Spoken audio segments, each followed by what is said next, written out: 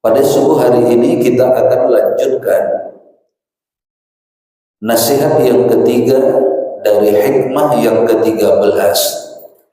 Imam Ibnu Athaillah menyatakan, am kaifa yatma'u ayyadkhula hadratallah wa huwa lam yatatahhar min jinabati ghafalat.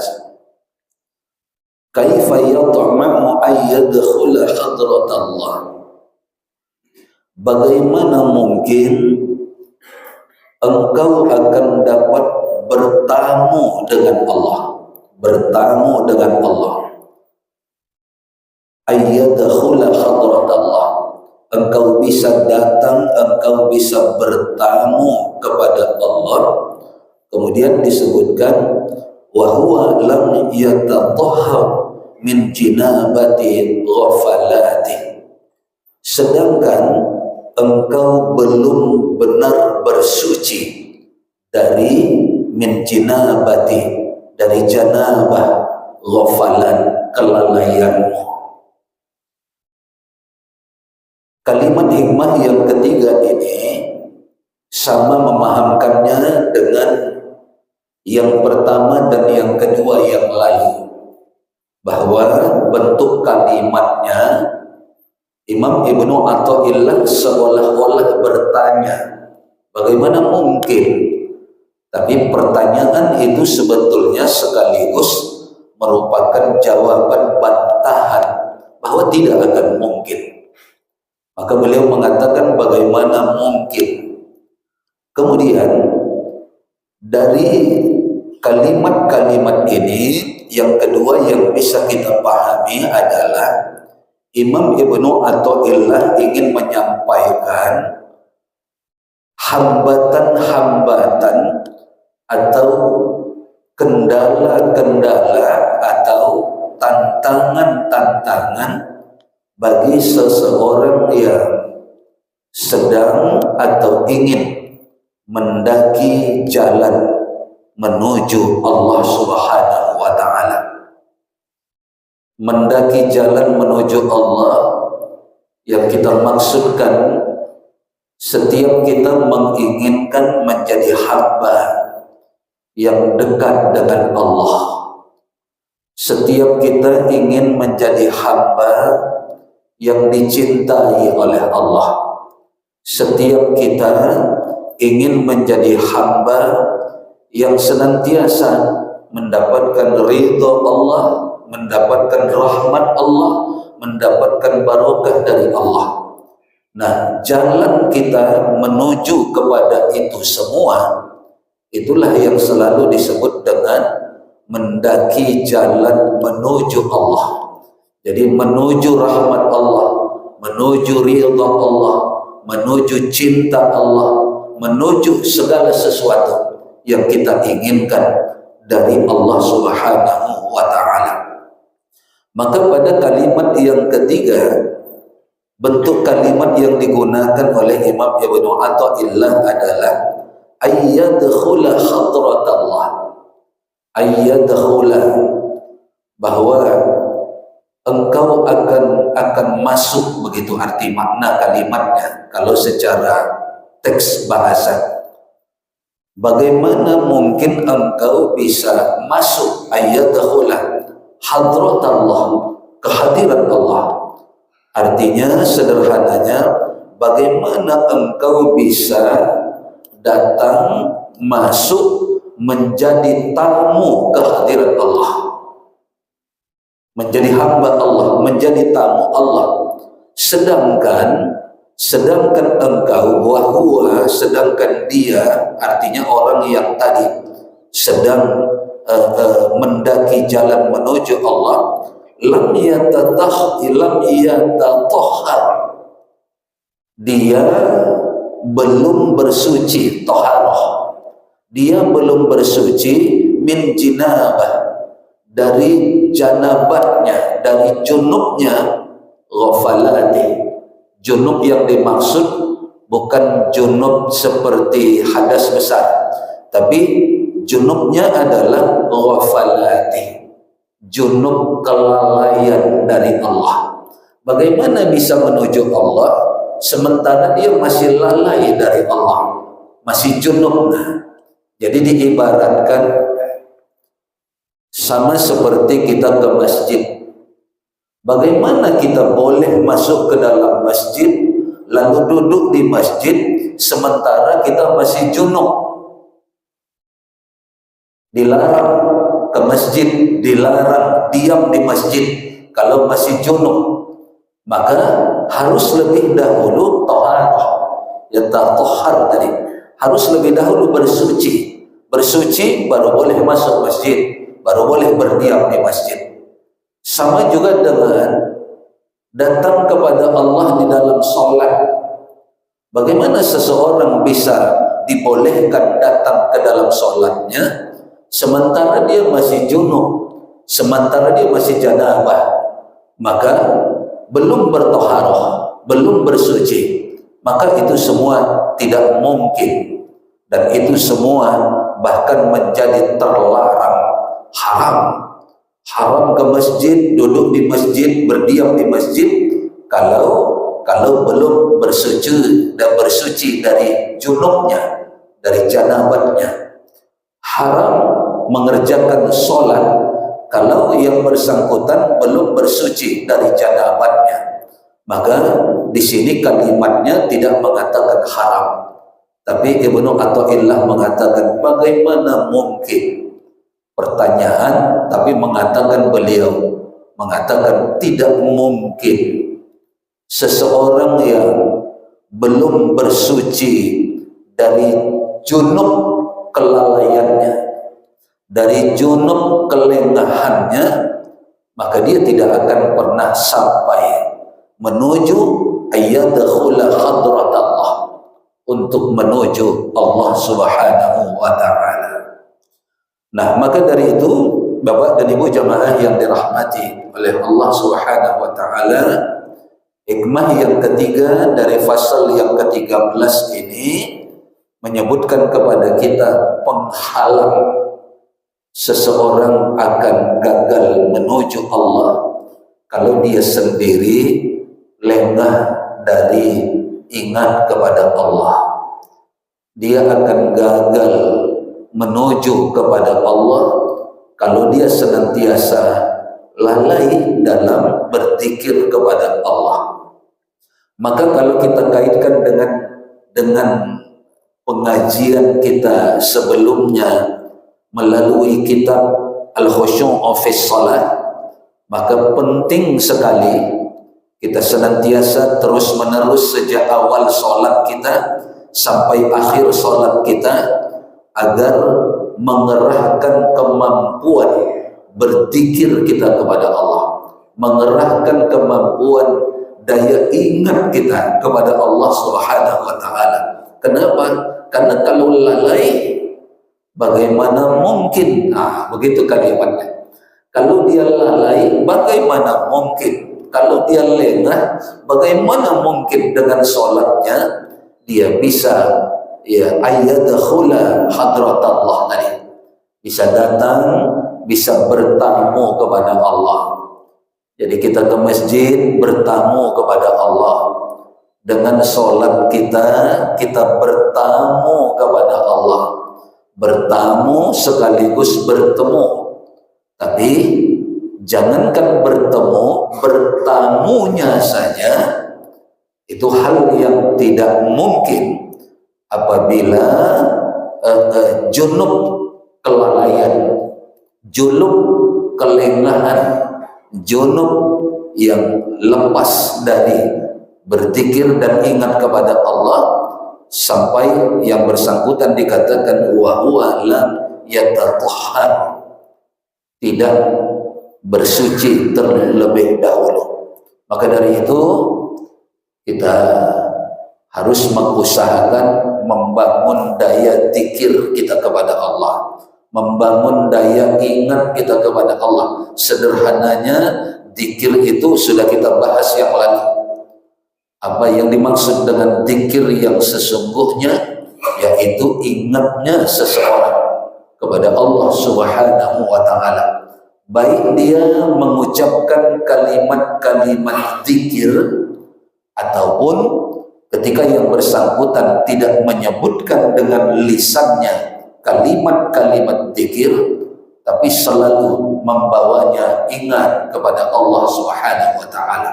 Semua membawa kita kepada ingatan kita hanya kepada Allah. Berapa hari ini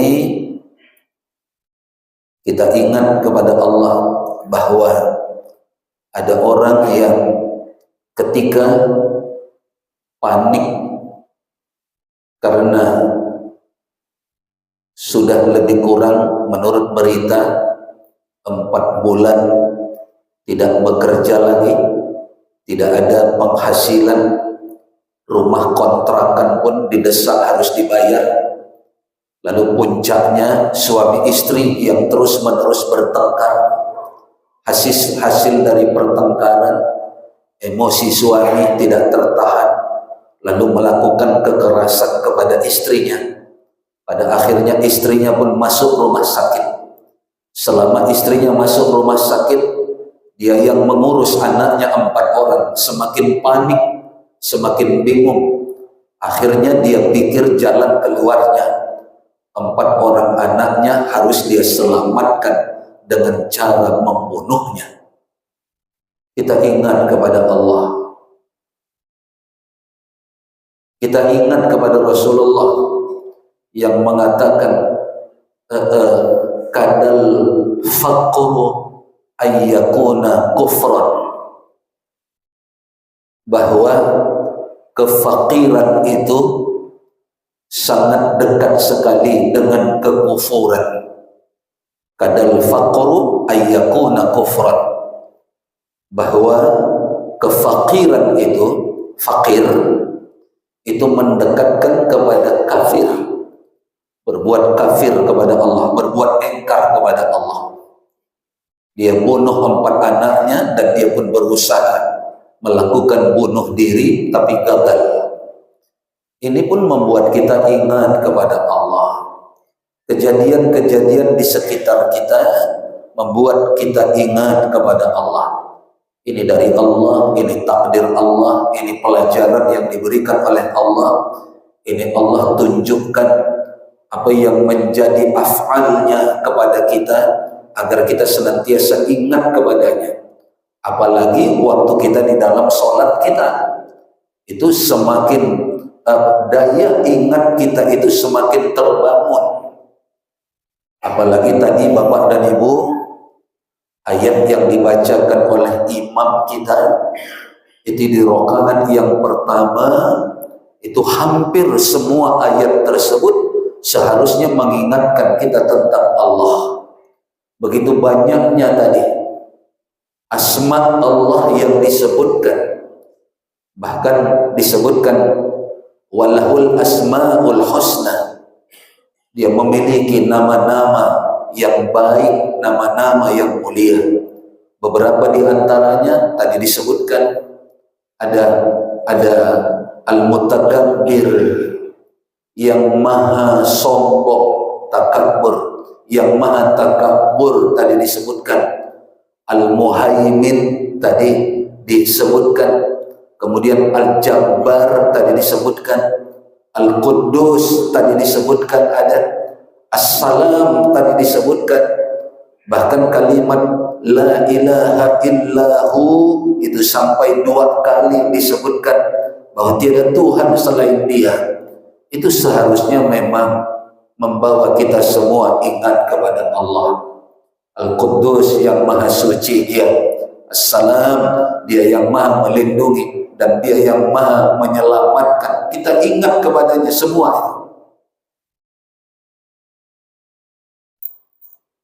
Kalau disebutkan saja nama-namanya seperti itu, seseorang lalai, bagaimana mungkin dia mau bertamu dan bertemu dengan Allah?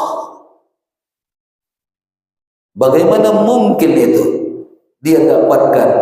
Maka kalimat bagaimana mungkin itu sebetulnya Imam Ibnu Athaillah menyatakan kayaknya tidak mungkin. kayaknya tidak mungkin seseorang itu akan dapat bertamu dengan Allah, duyufullah, menjadi tamu Allah, kemudian bertemu dengan Allah, sementara dia saja lalai dari Allah. Dia belum bersihkan, digambarkan seperti junub, dia belum bersihkan sikap lalainya itu. Dia belum bersuci dari janabat, kelalaiannya itu, lengahnya itu. Disebutkan saja tentang Allah, dia tidak ingat, apalagi kalau tidak disebutkan. Maka dari itu, untuk yang ketiga ini, kita harus tetap meriadah, terus melatih diri agar bisa terus membangun daya ingat kita, daya zikir kita kepada Allah Subhanahu wa taala. Kita sebutkan baik itu lewat nama-namanya, baik itu lewat sifat-sifatnya, maupun lewat af'al-af'alnya yang terjadi di sekitar kita, maupun lewat apa yang Allah takdirkan pada diri kita sendiri itu ada.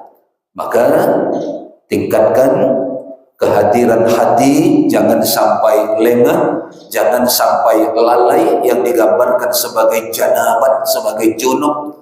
Maka dia harus dibersihkan, gambarannya tadi malah disucikan, yatahharu tadi, disucikan benar-benar, dibersihkan benar-benar dari janabat kelalaian itu, barulah nanti yang bersangkutan akan mendapatkan ayyadkhula hadratallah. Dia akan bisa bertamu dengan Allah, dan dia akan bisa bertemu dengan Allah. Kemudian kita lanjutkan yang keempat yang disebutkan oleh Imam Ibnu Athaillah pada hikmah yang ke-13 atau pada fasal yang ke-13. Tadi sudah kita sebutkan kalimatnya, am kaifa yarju ayyafhama daqa'iqal asrar. Kata Imam Ibnu Athaillah, am kaifa yarju ayyafhama daqa'iqal asrar wa huwa lam yatub min hafawatih. Kalimatnya juga sama, bertanya, am kaifa, bagaimana mungkin, bagaimana bisa terjadi. Tapi sekaligus tadi kita katakan, ini bantahan tidak mungkin sebenarnya, tapi dia susun tulis dalam bentuk bertanya, bagaimana mungkin. Nah, tapi dia seolah-olah mengatakan, oh, tidak mungkin. Nah, begitu kalimatnya. Kemudian, am kaifa yarju, bagaimana mungkin engkau berharap, dia berharap, seseorang berharap, bagaimana mungkin seseorang berharap-harap ayyafhama daqa'iqal asrar, dia dapat menyingkap atau melihat rahasia yang asrar, rahasia bahkan yang paling rahasia. Bagaimana mungkin seseorang bisa memahami di balik sesuatu itu ada sesuatu. Nah, bagaimana seseorang bisa memahami? Bagaimana mungkin seseorang bisa memahami bahwa di balik sesuatu itu ada sesuatu? Kalau kitab ada namanya kitab Sirrul Asrar, Sirrul Asrar. Rahasia di dalam rahasia. Rahasia di balik rahasia. Nah, sudah rahasia, di balik rahasia pula lagi. Lalu dikatakan, setelah bagaimana mungkin dia berharap, engkau berharap dapat menyingkap atau dapat membuka, mengetahui sesuatu rahasia dari sebuah rahasia. Wa huwa lam yatub min hafawati, sedangkan dia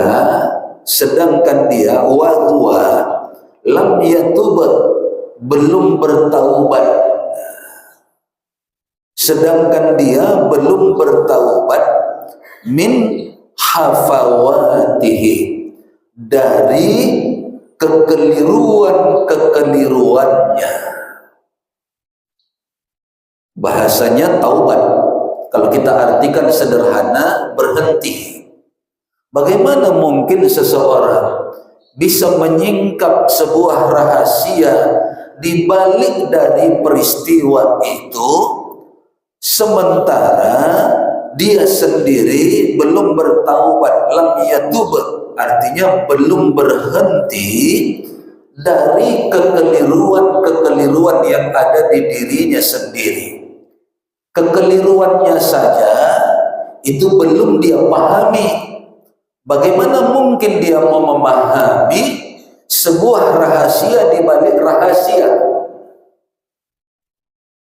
Dia saja belum tahu. Kalau dia masih melakukan perbuatan riya misalnya, lalu bagaimana dia bisa mendapatkan pelajaran dari rahasia orang yang berbuat riya, sehingga dia tidak tahu apa yang dialami oleh orang tersebut, sementara untuk dirinya sendiri saja riya itu masih belum bisa dia ketahui. Bagaimana kita mau tahu? Oh, dia berbuat riya nih, sementara riya di dirinya saja dia belum bisa mengungkapnya. Konon pula mengungkap riya di orang lain.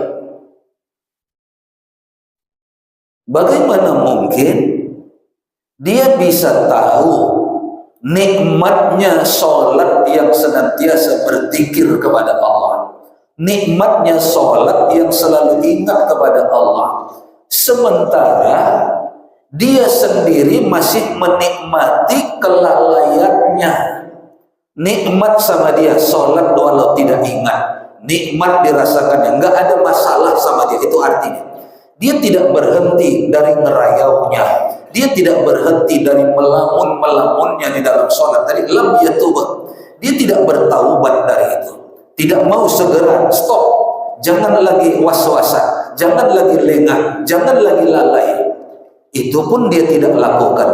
Maka bagaimana dia mau tahu orang lain itu perbuatannya salah apa enggak ketika dia sholat, keliru apa enggak?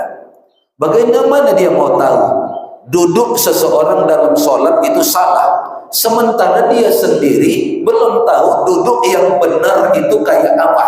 Nah, itu dia. Bagaimana dia mau tahu seseorang yang dia lihat ketika berdiri di dalam sholatnya, oh itu salah, sementara dia sendiri tidak tahu bagaimana berdiri yang sebenarnya di dalam sholat? Kan jauh. Bagaimana dia mau tahu dari sesuatu itu, sementara sesuatu yang terjadi pada dirinya saja dia tidak mengetahuinya, dia belum berhenti dari itu, tetap juga terus, lalai juga terus. Bagaimana dia mau tahu rahasia khusyuk? Bagaimana dia mau tahu rahasia nikmat bermunajat kepada Allah di dalam sholat, sementara justru dia belum berhenti, lalai terus, lengah terus, dan lain-lain sebagainya. Maka ini ungkapan yang keempat dari hikmah yang ke-13 yang disebutkan oleh Imam Ibnu Athaillah. Jika ini kita renungkan benar-benar, kita renungkan dalam-dalam, maka harapan kita bisa menggugah diri sendiri, gugah diri kita sendiri, koreksi diri kita terhadap 4 hal yang disebutkan tadi. Yang pertama tadi disebutkan bagaimana hati kita akan bersinar dalam arti yang lalu saya sebutkan, bukan kayak cahaya lampu, tapi hati yang bersinar itu adalah hati yang selalu memancarkan kebaikan-kebaikan. Hati yang bersinar itu adalah hati yang senantiasa memancarkan daya zikirnya kepada Allah Subhanahu wa taala. Maka bagaimana hati itu bisa bersinar sementara bayang-bayang dunia masih meliputinya? Berarti kecintaan berlebihan kepada dunia, maka itu bahagian dari yang dapat menggelapkan hati, yang dapat meredupkan cahaya hati. Kemudian yang kedua disebutkan bagaimana seseorang bisa datang menuju Allah sementara dia masih terbelenggu dengan hawa syahwat nafsunya, masih terbelenggu. Bayangkan, digambarkan orang yang dibelenggu. Dibelenggu itu artinya dirantai, Pak. Seseorang dirantai, dibelenggu, bagaimana dia mau bergerak ke sana kemari? Ini pun begitu digambarkan. Bagaimana orang yang masih terbelenggu dengan syahwat dunianya, terutama dunia yang sayyi'ah, terkecuali kalau dunia yang hasanah, maka itu justru akan membuka jalan. Tapi kalau dunia yang sayyi'ah, dia menjadi belenggu. Seperti orang yang dibelenggu, tidak bisa bergerak ke sana kemari, apalagi bergeraknya mau menuju Allah. Orang yang gila dunia tidak akan bisa datang ke masjid. Nah, itu orang yang masih disibukkan dunianya, tidak mungkin dia melangkah menuju salat berjamaah seperti orang yang terbelenggu. Itu yang disebutkan oleh Imam Ibnu Athaillah pada hikmah yang kedua dari pasal yang ke-13 ini. Baru kemudian yang ketiga yang tadi disebutkan, bagaimana mungkin engkau dapat bertamu dan bertemu kehadiran Allah sementara engkau belum bersuci dari junub kelalaianmu, dari kotoran-kotoran kelelahanmu. Kemudian yang keempat disebutkan, bagaimana mungkin engkau bisa berharap engkau dapat menyingkap berbagai rahasia yang terjadi sementara engkau belum bertaubat, artinya belum meninggalkan kekeliruan-kekeliruan yang ada pada dirimu. Bagaimana kau tahu orang yang baik itu kayak mana sementara kau sendiri belum tahu dirimu yang baik itu harus bagaimana, begitu. Jadi terlalu luas jika kita contohkan ke dalam banyak hal, sampai tadi sederhananya kita katakan bagaimana seseorang mau tahu tentang sholat khusyuk seseorang sementara dia sendiri masih lalai, dia sendiri masih lengah, dia sendiri masih mengalami hal yang bertentangan dengan itu. Bagaimana mungkin itu bisa terjadi? Saya kira ini Bapak dan Ibu jamaah yang dirahmati oleh Allah, lanjutan dari fasal atau hikmah yang ke-13 yang lalu kita bahas, karena ungkapan di fasal yang ke-13 ini memang panjang, jadi kita bagi dua yang lalu sudah kita sebutkan, hari ini tambahannya dua sudah kita pahami pelan-pelan. Marilah kita yang selalu ingin berusaha mendaki jalan menuju Allah, dalam istilah tasawufnya kita ini disebut sebagai salik, namanya salik, ya, orang yang sedang berjalan menuju Allah, bahkan bunyinya mendaki. Jadi jalan menuju Allah itu bukan menurun. Jalan menuju Allah itu jalannya juga bukan mendatar, tapi jalannya ini mendaki. Harus naik terus, harus naik terus, harus naik terus. Makanya selalu disebutkan jalan mendaki menuju Allah, salik. Salik harus selalu berusaha untuk suluk. Nah, walaupun dulu suluk itu diistilahkan harus, ya sederhananya dulu saya masih SD, ya saya masih SD, itu datuk saya itu, dua-dua itu datuk saya, dari emak saya maupun dari ayah saya, itu setahun sekali bikin suluk di surau di dekat rumah datuk saya. Jadi datuk saya itu bikin surau sendiri dekat rumahnya untuk orang-orang suluk. Artinya datuk saya itu dulu mursyid. Orang-orang datang semua dari mana-mana, dari luar daerah, suluk di situ 40 hari. Kebetulan juga rumah datuk saya itu dulu di dekat sungai. Jadi MCK-nya tidak susah karena ada sungai. Walaupun suraunya gubuk-gubuk, tapi itu menjadi tempat suluk. Begitu kita masuk ke dalam surau, selama mereka suluk, itu kelambu-kelambu Pak di dalam itu. Jadi mereka tetap istirahat, tidur malam itu tetap di dalam kelambu-kelambu itu 40 hari. Itu yang saya ingat tentang apa itu suluk. Jadi mereka 40 hari tidak mengurusi dunia mereka. Mereka hanya berkonsentrasi berzikir, dipandu oleh mursyid mereka.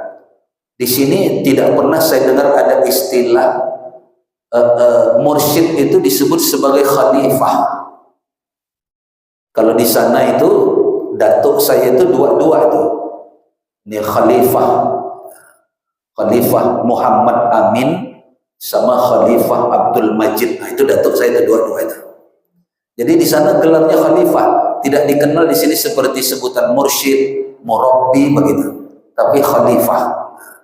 Maka dari itu yang saya ingat tentang suluk. Suluk itu adalah para salik yang sedang berusaha mendaki jalan menuju Allah. Kita pun tidak 40 hari, tapi hampir setiap hari ke masjid. Jadikan itu suluk sama kita. Suluk dalam makna yang luas ya, bukan dalam makna khusus tadi. Setiap hari kita bertaklim. Jadikan ini menjadi sarana suluk kita. Suluk kita terus berzikir kepada Allah, ingat kepada Allah, ya, mempelajari bagaimana jalan mendaki menuju Allah tersebut. Maka dari itu, mari kita jadikan diri kita sebagai salik, orang yang sedang mendaki jalan menuju Allah. Lakukan banyak hal, segala hal, dan jadikan itu menjadi sarana suluk kita untuk mendaki jalan menuju Allah tadi. Maka teruslah berjuang, teruslah berusaha. Semoga nanti Allah takdirkan sampai di mana kelas kita, takdir Allah nanti yang menentukannya. Apakah kita bisa di kelas 2, di kelas 3, di kelas 4, di kelas, bahkan sampai kepada puncaknya nantinya. Insyaallah saya kira. Sampai di sini.